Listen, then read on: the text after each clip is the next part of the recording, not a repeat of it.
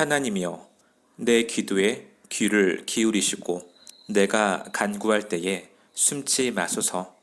내게 굽히사 응답하소서. 내가 근심으로 편하지 못하여 탄식하오니 이는 원수의 소리와 악인의 압제 때문이라. 그들이 죄악을 내게 더하며 노하여 나를 핍박하나이다.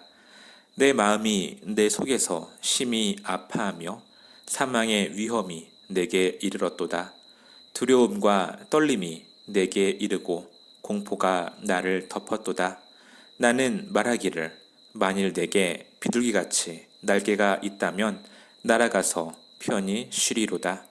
내가 멀리 날아가서 광야에 머무르리로다. 내가 나의 피난처로 속히 가서 폭풍과 광풍을 피하리라 하였도다. 내가 성내에서 강포와 분쟁을 보았사오니 주여 그들을 멸하소서. 그들의 혀를 잘라 버리소서. 그들이 주야로 성벽 위에 두루다니니 성중에는 죄악과 재난이 있으며 악독이 그 중에 있고 압박과 속임수가 그 거리를 떠나지 아니하도다. 나를 책망하는 자는 원수가 아니라 원수일진데 내가 참았으리라.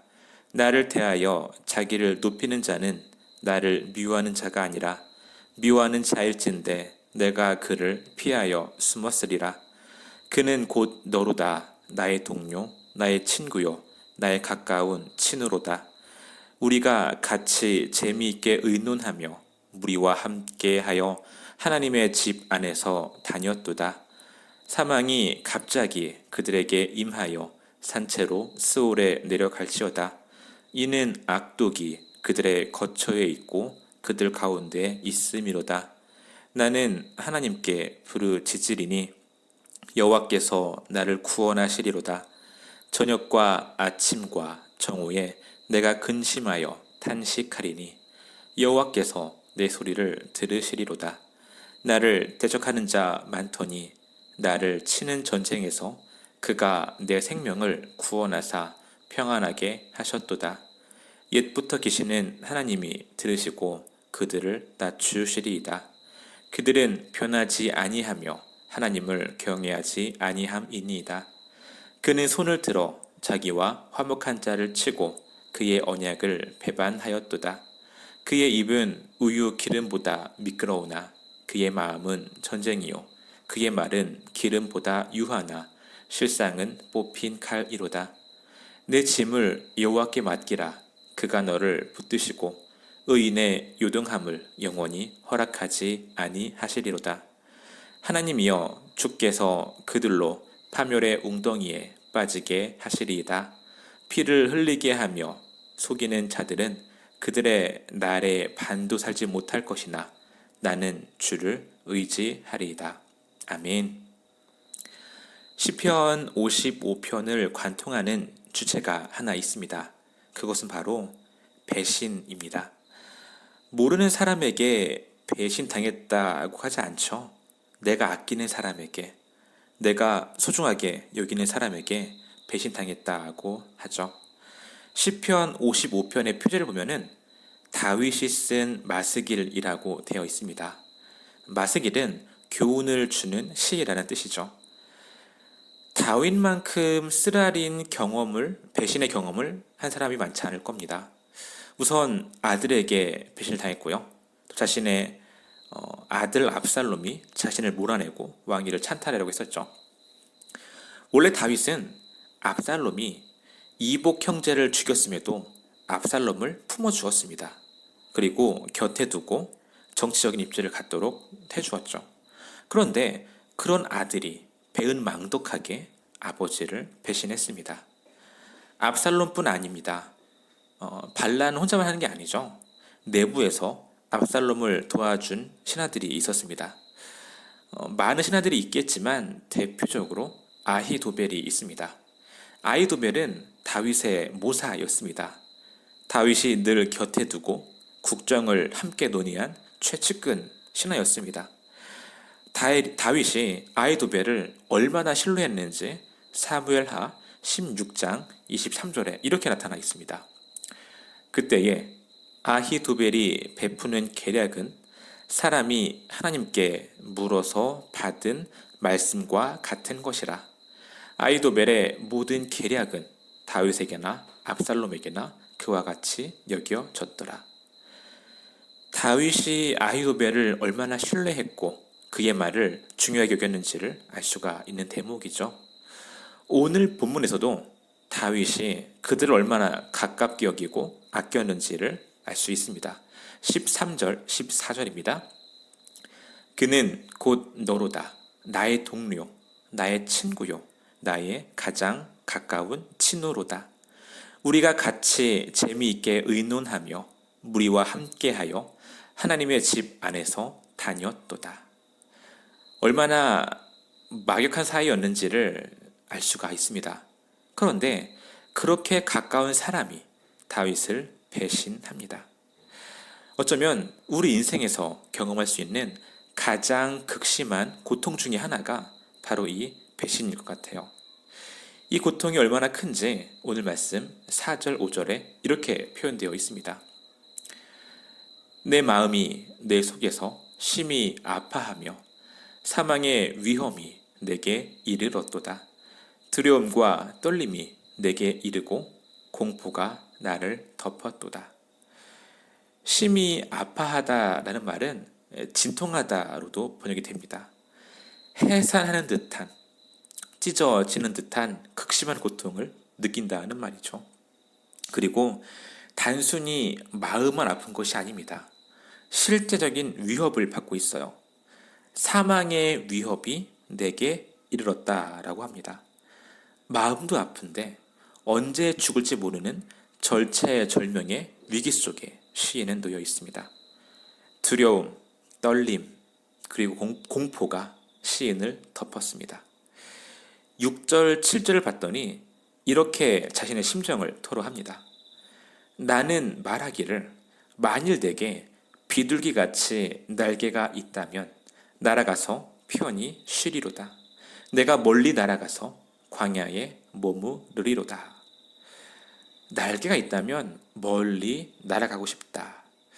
멋진 말이 아니라 극심한 고통 속에 죽음의 위협을 맞닥뜨린 시인의 처절한 표현이죠. 어디 좀 도망갈 수만 있다면 내가 멀리 도망이라도 가고 싶다라는 말이죠. 그런데 문제는 어디로 도망갈 곳도 없습니다. 숨을 곳도 없고요. 피할 곳도 없습니다. 우리가 시인과 같은 상황은 아니라 하더라도 어느 정도 공감할 수 있죠. 상처가 너무 심해요. 상황도 너무 힘들죠. 그럴 때 어딘가로 도망이라도 가고 싶죠. 그런데 도망갈 수도 없습니다. 이런 때 나의 마음이 힘들죠. 이런 마음이 들기도 하죠. 하나님께서 정말 나를 보호하시나? 하는 섭섭한 마음이 들기도 합니다. 1절, 2절입니다.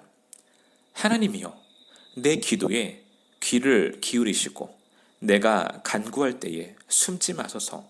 내게 굽히사 응답하소서. 시인은 하나님께 간구합니다. 내 기도에 귀를 기울여 주세요. 숨지 말아 주세요. 내게 굽혀 응답해 주세요. 이것을 반대로 이야기하면 하나님께서 내 기도를 안 들어주시는 것 같은 느낌이 드는 거예요. 분명히 내가 간절하게 구하기는 하는데 하나님께서 마치 숨어 계신 것처럼 아무런 반응이 없으세요. 하나님으로부터 아무런 응답이나 인도를 경험하지 못하는 것 같아요. 상황도 힘든데 하나님의 도우심을 전혀 느끼지 못할 때 우리는 너무 힘들죠. 그런데 그때 우리는 기억해야 합니다. 철저하게 혼자가 된 것 같은 이 시기도 곧 지나간다는 거예요. 오늘 말씀 22절을 보겠습니다. 내 짐을 여호와께 맡기라. 그가 너를 붙드시고 의인의 유등함을 영원히 허락하지 아니하시리로다. 하나님께서는 의로운 사람이 망하도록 그냥 내버려 두는 분이 아니시죠. 비록 의인이 억울한 일을 당할 수 있습니다. 믿었던 사람으로부터 배신을 당할 수 있죠. 극심한 두려움과 공포 가운데 힘들 수 있습니다. 그런데 하나님께서는 그렇게 의인이 망하는 것을 지켜보시는 분이 아닙니다. 다윗의 경우를 보죠. 다윗은 압살롬에게 쫓겨 도망가기 시작했습니다. 자신을 배반한 아히도벨의 어떤 뛰어난 계략으로 두려워 떨고 있습니다. 수없이 많은 자들이 자신에게 등을 돌렸습니다. 억울하죠. 그런데 어떻게 됩니까? 압살롬이 아히도벨의 말을 신뢰하지 않습니다. 사실 하나님께서 하신 일이죠. 모사로서 주군이 자신의 말을 안 듣는다. 그러면 모사로서의 존재가 사라지는 거죠. 결국에는 새로운 나라를 세우고자 했던 아히도벨의 꿈은 끝나고 새로운 주군에게 인정받지 못한 채 고향에 가서 쓸쓸하게 스스로 목숨을 끊고 맙니다. 압살롬도 마찬가지죠. 그렇게 기세 등등하던 압살롬이 그 부대가 다윗의 부대에 패하고 맙니다. 그리고 압살롬은 도망가다가 자신의 트레이드 마크였던 머리털이 나무에 걸리게 되죠. 결국에는 요압의 부하들에게 죽임을 당합니다. 그리고 나서 다윗은 다시 자신의 궁전으로 돌아오게 되죠. 지금 억울한 일을 당할 수 있습니다. 어디에다가 하소연할 것도 없고요.